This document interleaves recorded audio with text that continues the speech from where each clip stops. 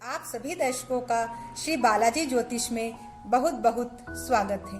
मैं डॉक्टर प्रियंका अमेटा आज आपके सामने ज्योतिष का एक नया विषय लेकर उपस्थित हुई हूँ।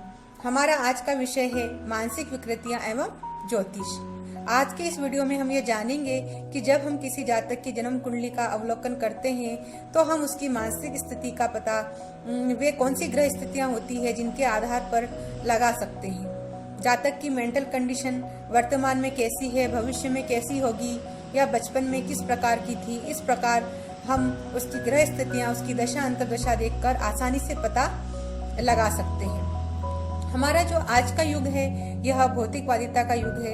इसमें व्यक्ति भौतिकवादिता के क्षेत्र में उत्तरोत्तर प्रगति करता जा रहा है, लेकिन जब हम उसके दैनिक जीवन को देखें तो वह अपने दैनिक जीवन में बहुत ही हताशा, निराशा, अवसाद, डिप्रेशन, एंजाइटी का अनुभव करता है। इस कारण वह बहुत सी मानसिक विकृतियां जैसे कि बाइपोलर डिसऑर्डर है, स्किज़ोफ्रेनिया है, इनका शिकार हो जाता है। इतनी खराब हो जाती है कि वह आत्महत्या जैसे जघन्य कृत्य भी कर लेता है। तो वे कौन सी ग्रह स्थितियां होती है जो इनके लिए जिम्मेवार होती है, तो आइए इस विषय में अब हम जानते हैं। जातक की जन्म कुंडली का जब हम अवलोकन कर रहे होते हैं तो सर्वप्रथम हमें उसकी जन्म कुंडली में चंद्रमा की स्थिति को देखना होता है कि चंद्रमा की जातक की जन्म कुंडली में क्या स्थिति है, क्योंकि हमारे प्राचीन ऋषि मुनियों ने कहा है कि चंद्रमा मनसो जातः, चंद्रमा जातक के मन के अधिपति देवता हैं। तो मानसिक स्थिति के संबंध में हमें सर्वप्रथम चंद्रमा का विचार करना बहुत ही आवश्यक हो जाता है। चंद्रमा यदि अस्त हो, शत्रु क्षेत्र में हो, निर्बल हो, पाप ग्रहों से युत दृष्ट हो, आक्रांत हो उनसे, तो जातक की मानसिक स्थिति को बहुत ही नुकसान पहुंचाते हैं। चंद्रमा के साथ साथ हमें जो जातक की बुद्धि के अधिपति देव हैं, बुध ग्रह हैं, उनकी स्थिति को भी देखना बहुत जरूरी हो जाता है। बुध ग्रह भी यदि निर्बल हो, पाप ग्रहों से आक्रांत हो, युत दृष्ट हो, तो जातक की मानसिक स्थिति को बहुत ही ज्यादा क्षति पहुंचाते हैं। चंद्रमा और बुध के संबंध में यह कहा जाता है कि चंद्रमा और बुध यदि पाप ग्रहों के नक्षत्र में हो, जैसे कि राहु या केतु, इनके नक्षत्रों में स्थित हो तो जातक की मानसिक स्थिति को बहुत ही ज्यादा विकृत कर देते हैं। चंद्रमा की और बुध की राहु या केतु के नक्षत्र में यदि स्थिति हो तो वह एक प्रकार का पेशाच योग निर्मित कर देती है। जैसा कि नाम से ही स्पष्ट है, इस योग के निर्मित हो जाने पर जातक का जो बिहेवियर होता है, व्यवहार होता है, वह पिशाच के समान हो जाता है। वह इतना हिंसक हो जाता है कि उसे संभालना भी बहुत मुश्किल हो जाता है। इसी प्रकार अब यदि हम दूसरी ओर विचार करें तो चंद्रमा और बुध के साथ साथ हमें जातक के षष्ठम भाव को भी बहुत सावधानी से देखना जरूरी हो जाता है, क्योंकि षष्ठम भाव जातक की जन्म कुंडली में रोग का भाव होता है और मानसिक विकृति भी एक प्रकार का रोग ही है। तो षष्ठेश यदि पाप ग्रह से आक्रांत, युत एवं दृष्ट हो तो जातक की मानसिक स्थिति को नुकसान पहुंचाते हैं। अब प्रश्न यह उठता है कि जातक की मानसिक स्थिति का यह समय जातक के जीवन में कब आता है। तो यह समय जातक के जीवन में कभी कभी तो बचपन में ही आ जाता है। यदि बचपन में उसे इस प्रकार के जो योग हैं, जो मानसिक विकृति के लिए उत्तरदायी हैं, यदि उनकी अंतर्दशा, महादशाएं यदि उसको बचपन से लग जाती है तो यह योग बचपन से ही घटित हो जाता है। कभी कभी यह जो दशाएं, महादशाएं हैं वो युवावस्था में आती है, कभी कभी यह वृद्धावस्था के आसपास आती है। तो जातक के जीवन काल में अलग अलग समय पर इस प्रकार की स्थितियों को हम देख सकते हैं। कभी कभी जातक अपने जीवन पर्यंत इस प्रकार की स्थितियों से ग्रसित हो सकता है। कभी कभी यह स्थितियां स्थायी होती है और कभी कभी अस्थायी भी होती है।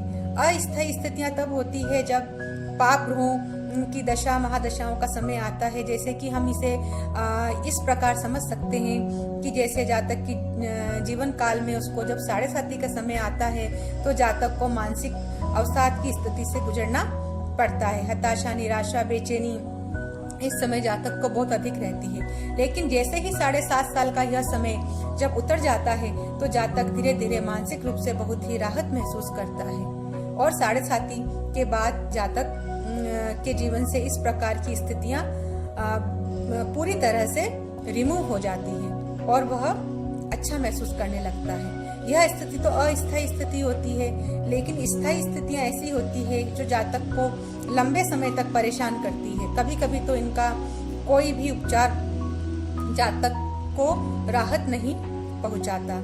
जातक के साथ साथ यह स्थितियां जातक से संबंधित जो उसके परिजन हैं उनके लिए भी बहुत पेनफुल हो जाती है, बहुत दुखदायी हो जाती है। इस शास्त्र में मानसिक विकृतियों के क्या उपचार बताए गए हैं, इस संबंध में आइए अब हम जानते हैं। सर्वप्रथम जो भी जातक मानसिक विकृति से आक्रांत है, पीड़ित है, या उसे लगता है कि वह दैनिक जीवन में इस प्रकार की समस्या का सामना कर रहा है, तो सर्वप्रथम उसे शिव पूजन को आत्मसात करना होगा। उसे प्रतिदिन भगवान शिव की पूजा आराधना करनी होगी। और इस संबंध में मेरे अनुभव में यह आया है कि 108 बिलपत्र अर्चन का जो शिव जी का जो प्रयोग है वह बहुत ही सफल सिद्ध होता है। यह मेरे जीवन का व्यक्तिगत अनुभव है कि 108 जो शिव पूजन है वह मैंने मानसिक विकृति से पीड़ित व्यक्ति के ऊपर इसको सफल सिद्ध होते देखा है। उसकी मानसिक स्थिति में मैंने बहुत सुधार देखा है। यदि जातक शिव पूजन अपने जीवन में आत्मसात कर ले तो वह मानसिक स्थिति से बहुत हद तक अपने आप को सुरक्षित कर सकता है, अपनी मानसिक स्थिति को सुरक्षित कर सकता है। शिव पूजन के अतिरिक्त जातक रोज चंद्रमा को अर्घ्य दे। अर्घ्य में वह दूध और शक्कर को मिश्रित कर चंद्रोदय के समय रोज चंद्रमा को अर्घ्य दे। अर्घ्य देने से जातक की जो मानसिक स्थिति है उसमें बहुत हद तक सुधार होगा। पूर्णिमा के दिन वह खीर बनाकर चंद्रमा की रोशनी में रखे और अगले दिन प्रातः काल इस खीर का सेवन करे तो यह खीर जो उसकी जो मानसिक दुर्बलता है उसको दूर करने के लिए एक औषधि सिद्ध होगी। इसके अतिरिक्त जातक को अपने जीवन में योग और प्राणायाम को आत्मसात करना होगा। योग और प्राणायाम को अपनाने से उसकी जो मानसिक स्थिति है वह बहुत हद तक अच्छी हो जाएगी, क्योंकि योग और प्राणायाम करने से जातक का जो सेंट्रल नर्वस सिस्टम होता है वह मजबूत होता है और मानसिक विकृति का कारण सेंट्रल नर्वस सिस्टम का कमजोर होना ही होता है। और सेंट्रल नर्वस सिस्टम के जो कारक जो देव हैं वह चंद्रमा है। तो योग और प्राणायाम करने से जातक इस स्थिति से बहुत हद तक उबर सकता है और अपना जीवन अच्छे से व्यतीत कर सकता है। यदि आपको मेरा यह वीडियो पसंद आया हो तो प्लीज इसे लाइक करें, शेयर करें, मेरे चैनल को सब्सक्राइब करें और अपनी प्रतिक्रियाएं कमेंट बॉक्स के माध्यम से मुझे अवश्य प्रेषित करें। धन्यवाद।